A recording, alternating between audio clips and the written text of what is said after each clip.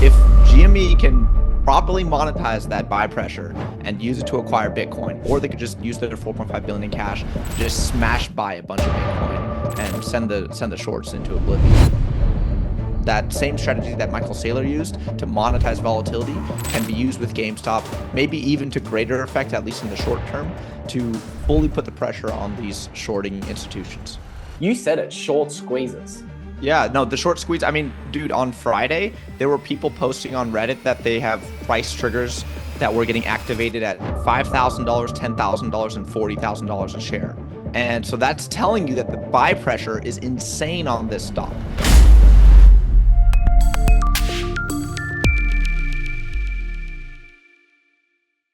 Know which company will be the next MicroStrategy.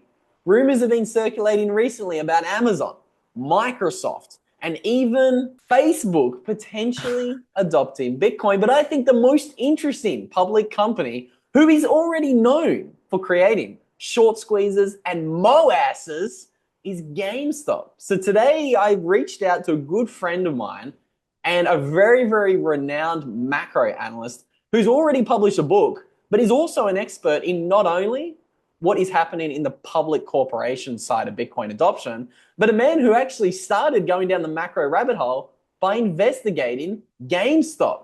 So Peruvian Bull, welcome to the podcast. Hey, thanks for having me. It's been a very exciting week, and so I'm excited to chat about everything that's been going on. Well, we've got a lot to talk about, not only in the gold space and the Bitcoin space, but I want to first kind of start today's interview by discussing the more recent rumors surrounding Bitcoin and GameStop. What is happening there, my man?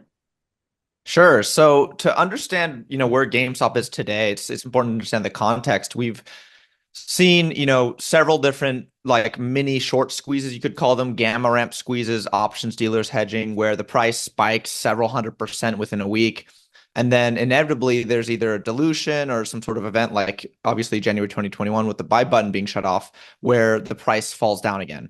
The difference is this last summer in May and June of 2024, there were huge run-ups in the price, and GameStop was actually able to dilute into the run-up, do an ATM offering and raise a ton of cash. And at the end of these multiple rounds of offerings, they were able to accumulate $4.5 billion of cash on hand. Now, the question was that all of us investors had in this, brick and mortar gaming retail store was, what are they going to do with it? And the first speculation was they're going to do an M&A. They're going to do, a purchase of a corresponding business that could have synergies with GameStop. They could expand their store footprint. They could build out a better e-commerce platform. But they haven't done any of that. They've just been waiting and sitting on this cash for the last 7 or 8 months or so. And the CEO, Ryan Cohen, has been known for tweeting these kind of cryptic, strange tweets that are hinting at things coming down the line. He's taken pictures with all sorts of different investors, even ones with Warren Buffett, terming the GameStop bath away meme, and basically insinuating that GameStop's going to become a Berkshire Hathaway competitor. But most recently, and what has been causing all the fuss with the Bitcoin community, is that he took a picture with Michael Saylor, and apparently he met him at his house. And afterwards, they met for several hours. And afterwards, Michael Saylor followed him on Twitter, and Ryan Cohen, reportedly told the board that he is now considering buying Bitcoin. And CNBC last week, put out this headline saying on Thursday night saying, hey, we think there's an anonymous source within the board of GameStop saying that they're thinking of acquiring Bitcoin. The price immediately rocketed from $25 to like $33 in aftermarket.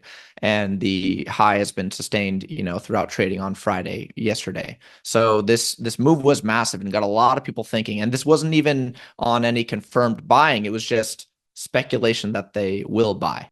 So I'm really glad I reached out to you, Peruvian, because you just lined up a lot of different data points that I haven't been able to line up in my mind, because I was recently looking at the size of the treasury that GameStop had.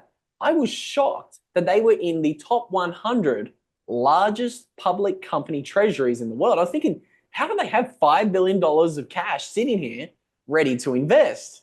And what you just laid out there with the ATM offerings, every single time the price has been pumping over the past couple of Mhm. years, that makes a lot of sense. And that really does kind of make this, can we call it conspiratorial rabbit hole surrounding Bitcoin and all of that speculation all the more interesting. Absolutely. Yeah. And so here's the fascinating thing. Again, since 2021, they've been doing these ATM offerings. They did the first one in June, and then obviously they've done more in 2024, raising, over 4.5 billion in cash. And like we said, they haven't done anything with it. And Sailor, there's been a push within the GME community, particularly from, some of my friends, to write boards or write the board a recommendation that they adopt a Sailor strategy, or at least a modified version of a Sailor strategy, because our thesis is, Sailor has been able to skyrocket its company's value over 2,000% in a couple of years without major short interest and without major institutions trying to suppress the price. And GameStop, with its still small float and its very high short interest and very high call options open interest, is always primed for these run ups. So again, we saw them in 2021, we saw them again in 2022, we saw them in 2024 in May and June, huge run ups of several 100% in a week. And that kind of volatility is exactly what you want to dilute into, and then you can use that cash to acquire an asset that will, that is immutable, unchangeable, the hardest money ever existed. And that asset, of course, as it continues to climb in value, can increase the equity value of your company. And so our thesis when we were writing the board in June is that we were saying, look, GameStop is already primed for a short squeeze, or the mother of all short squeezes, to finally blow out all these institutions who have overshorted the stock much more than the float. But the problem is they've been missing another catalyst, right? The first catalyst was Ryan Cohen taking control of the board in 2020. The next catalyst was Roaring Kitty coming back and buying a bunch of options. Now we need a third catalyst. And what we were saying at the time was, look, we need to go and get them to buy some Bitcoin, let Bitcoin price rise, let their equity value go up exponentially, and then the shorts will be forced to cover, because that same strategy that Michael Saylor used to monetize volatility can be used with GameStop, maybe even to greater effect, at least in the short term, to fully put the pressure on these shorting institutions.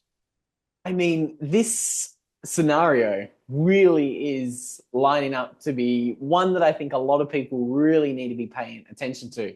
We might have to get you back here in the not too distant future to give a little bit of an update on the GameStop space, because, as you say, all of these little hints are being dropped on Twitter by Ryan Cohen, a sailor following him. It's really interesting. I would be fascinated to see what happens in that space. But you said it, short squeezes. I want to come back Yeah, to Bitcoin. absolutely. Yeah. Yeah, no, the short squeeze. I mean, dude, on Friday, there were people posting on Reddit that they have price triggers that were getting activated at $5,000, $10,000, and $40,000 a share, showing that GME, which has always been glitchy for the last 4 years, 5 years, ever since the 2021 run up, there are fractional shares of GME selling at, $10,000. And so that's telling you that the buy pressure is insane on this stock. And so if GME can properly monetize that buy pressure and use it to acquire Bitcoin, and even just the rumor skyrocketed the stock 20% overnight.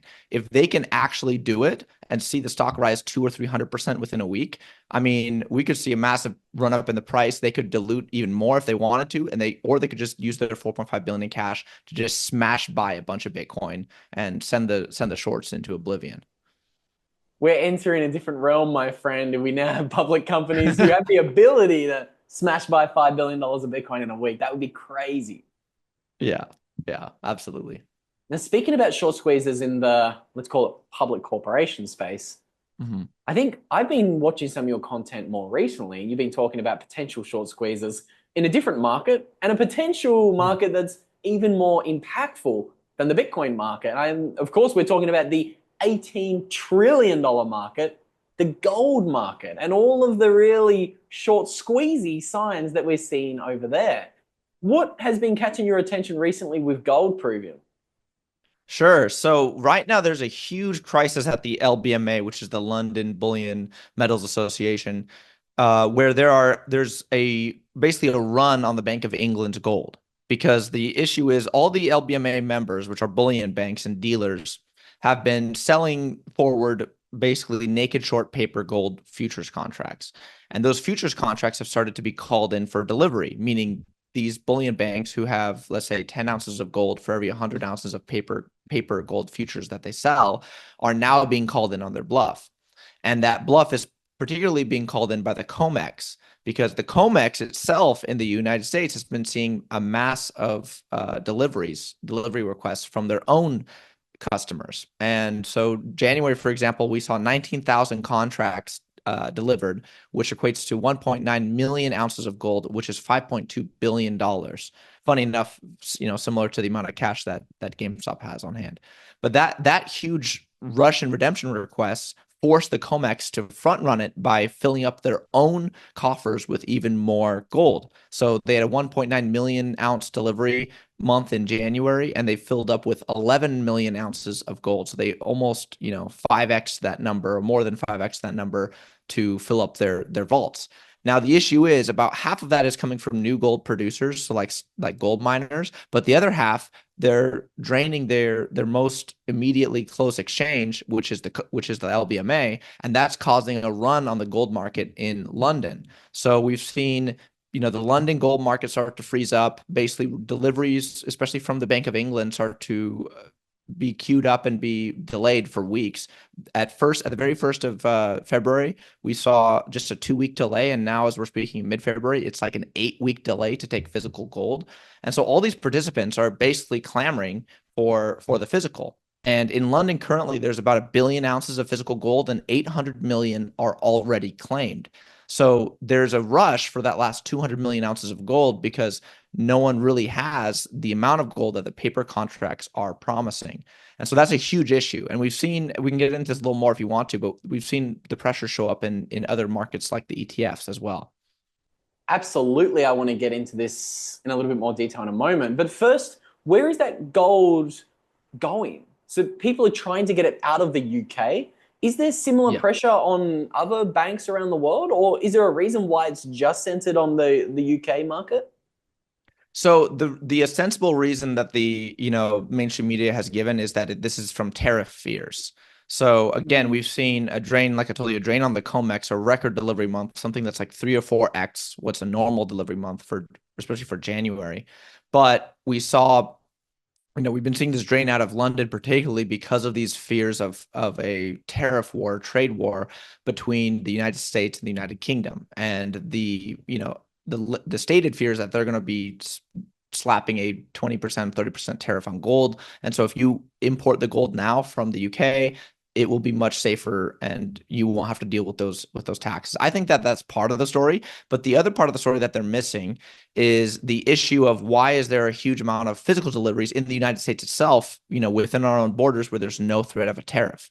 And I think that this is due to, first off, a massive rush for domestic gold ownership from retail investors as well as institutions. But we also are seeing a huge push for gold and especially physical gold allotment by central banks. So last year, Q1 of 2024 was the highest gold delivery month for central banks in history. Global central banks as a whole now own about 17% of the entire above ground gold supply. We saw, India add 19 trillion, Poland add 5 trillion, the ECB, like almost every global central bank is buying gold with the exception of, maybe the United States and Japan.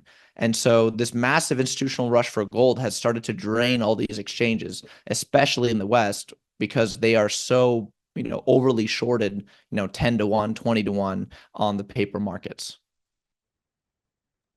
Fascinating. So it's like a global rush. By the sounds of it, there's a lot of central banks all tripping over themselves to buy the Bitcoin and to buy the gold, sorry, and then take custody of the gold, get it out of the banks. Exactly. Yeah. And all these deliveries, by the way, like the 19 trillion in India, that's all physical. There's also been changes to Basel III, which is the banking regulation that emerged post 2008, that has now designated gold as a reserve asset. So if you hold physical gold that's non-allotted and that's allocated, meaning like you actually hold the physical in a vault somewhere, and it's not just an unallocated paper, promise to deliver gold at some point in the future. If you hold that now under Basel III, you're able to put a 0% haircut on it and claim it as a tier one capital asset, which is on par with like treasuries and MBS securities. So it's become high quality collateral. And there's also another deadline in June of this year where they're going to make even more regulatory changes to the gold market, which will allow for basically will limit the amount of paper shorting and paper derivatives they can put on any single ounce of gold in their vault. And so all of this is starting to cause a contraction in the global paper gold market, which is causing this rush to physical gold. So again, I'm more of a Bitcoin maximalist. I don't own any gold. After having bought gold when I was like 18 or 19, I was the one weird kid who owned gold and had it buried in his backyard. So I love the idea of gold, but I've kind of been bearish on it until more recently. And again, the past 6 or 7 years that I've owned Bitcoin, it almost looks as if it's a little bit of a perfect storm in the gold space. Everything just seems to be lining up. It is finally. And again, I'm not sure if the gold market here is actually going to break or if they're going to pull out some stops and change the regulations to say that these paper gold promises are no longer actually deliverable, just like Nixon did with the gold window in 1971. But one thing I can tell you for sure is that this price action in gold is actually extremely bullish for Bitcoin itself.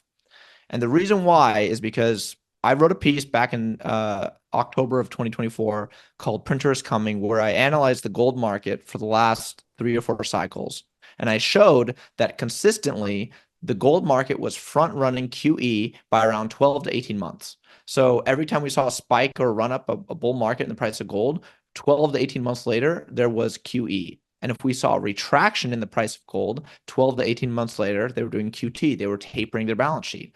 And so, we saw this play out in 2011 where gold ran up before the QE2, where the Fed added another $3 trillion of assets to their balance sheet. We saw this again in 2018, 2019. The gold market started to rally well before there was a global easing cycle. And then boom, March 2020, Fed starts QE infinity and rates go to zero.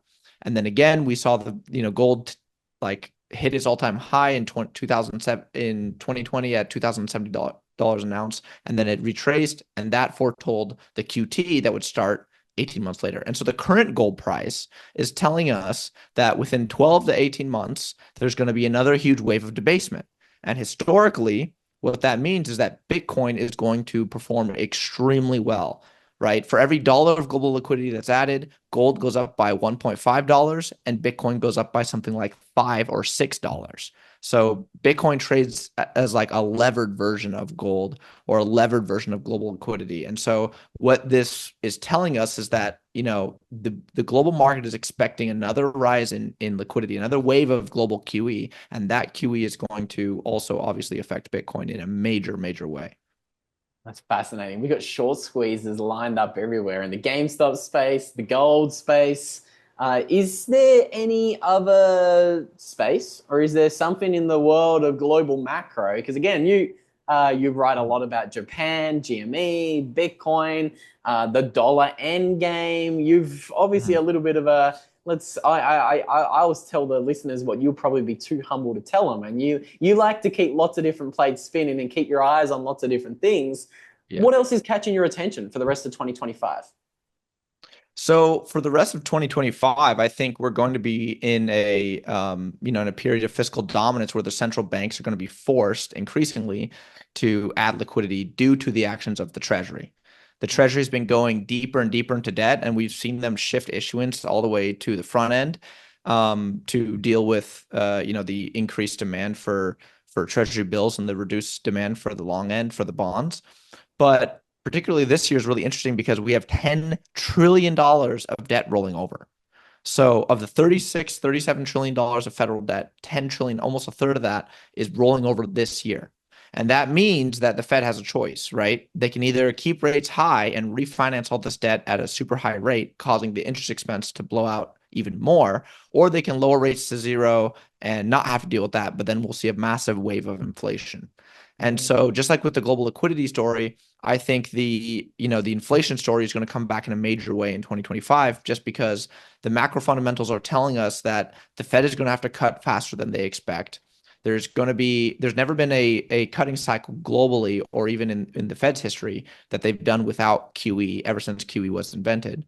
And so if those two are true, then we know that QE is going to be paired with this next cutting cycle, and that means inflation is going to soar because treasury deficits, the federal government deficit, the amount of money they're spending is still extremely high. It's still 7% of GDP.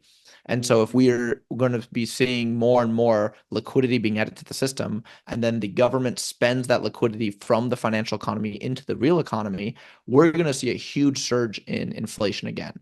And that's something I'm worried about because obviously it's going to hurt the everyday person, but that will also obviously be a tailwind for Bitcoin and for, further Bitcoin adoption as the fiat system continues to have these death spasms.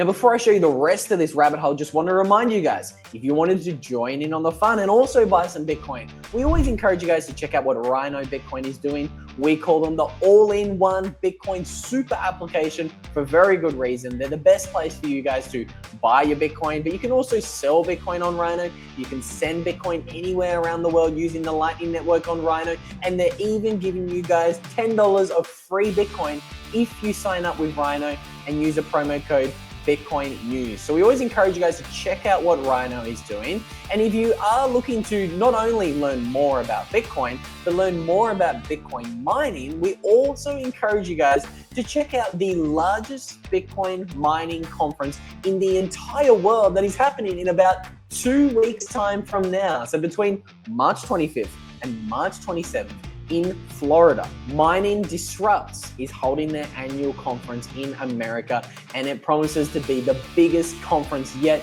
You're going to have some massive speakers like Dennis Porter, Nico Moran, and there's even going to be some very big politicians giving some talks at Mining Disrupt 2025. So if you haven't got your tickets yet, guys, you've only got 2 weeks left to buy your tickets, and you can get 20% off your tickets if you use a promo code Bitcoin News.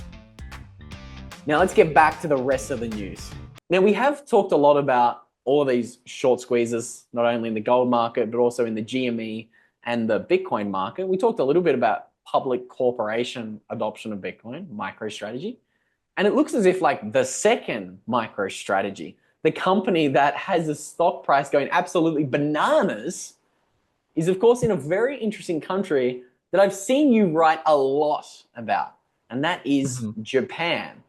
And I got a little bit of inside baseball here, but you may or may not be filming another incredible documentary kind of around this topic. Again, for those who haven't seen the documentary that you were in recently about the creature from Jekyll Island investigating the Federal Reserve, I encourage the listeners to go and check that out. But tell me a little bit more about Metaplanet and what's happening in Japan, my friend. Absolutely. So, Metaplanet is this small kind of, corner in the wall, like real estate holdings company that was, had a forward-thinking CEO who wanted to buy Bitcoin on its balance sheet and be the first company, publicly traded company in Japan to do so. So they contracted Dylan LeClaire. They basically asked him, hey, can you help us reform the Sailor strategy or a version of the Sailor strategy for our company? And they started buying Bitcoin. And obviously, the price has been skyrocketing. And we've seen, 146% rise or so in just the last year. And obviously the company has been the best performing, I think, single stock in Japan for, ever since they started this strategy. And it's caused a lot of the Japanese pension funds, insurers, asset managers to start to rethink how they look at things. And this is difficult for Japan because Japan's in this weird situation where they've had the most monetary experimentation, I should say, as any developed country in the world, because they were the ones to start QE in 2001. They were the ones to start QQE in March 2013. They were the ones to start yield curve control, which is essentially QE infinity in 2016. And they've been keeping rates at the zero bound for essentially 30 years. And so it's the peak fiat world in which to explore this Bitcoin standard. And this perpetual motion machine only worked because at the zero bound and with zero population growth and with deflationary demographics, they were able to keep inflation at bay. The problem arose in 2022 when the Fed started hiking. That's when a differential in the interest rates between the Japanese and the Americans started to rise, and that caused carry traders, which are essentially traders that arbitrage currencies by borrowing at a low interest rate in one currency and lending in a higher interest rate in another currency. Those carry traders started to short the yen. And so we saw the yen blow out from 100 to 150 within the space of, 2 years.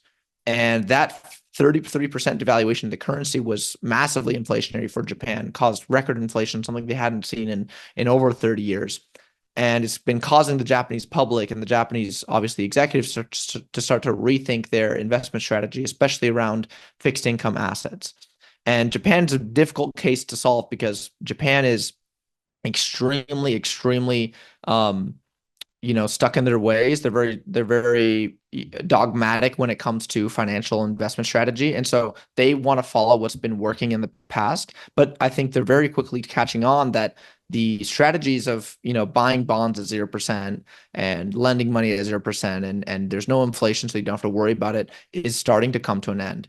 And so that's why Metaplan here is such a huge story, because it's the first, foot in the door of this, basically this hegemon of the fiat system, right? This exemplar of the fiat system, to get Bitcoin and get Bitcoiners in the door, to get public companies to start adopting this asset as an actual treasury reserve asset. So that, I think, is a huge game changer, because this economy overall is 263% debt to GDP.